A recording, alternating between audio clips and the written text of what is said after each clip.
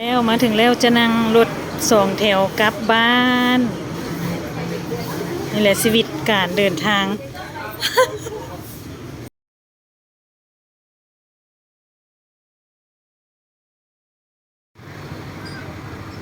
เหล่าวอว่านเซียง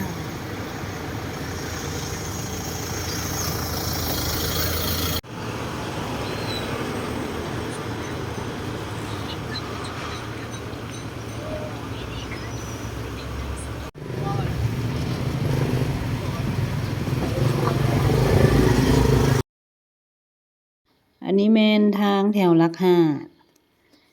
ตึกนี่แม่นสูงกว่าหมู่อยู่ในเวียงจันทน์ตึกโรงแรมราชวงศ์นะตอนนี้มาฮอดทางหรือว่าถนนหนทางเข้าบ้านข่อยแล้วทางดินแดงเพิ่นกำลังแปลงทางต่อไปสิมีทางคอนกรีตแล้วท่านผู้ชมรถติดก็เจ้าแปลงทางเทของคอนกรีตอดทนเดี๋ยวก็ได้ขี่ทางดีทางงามละวันนี้ก็รถติดไปก่อนเนาะ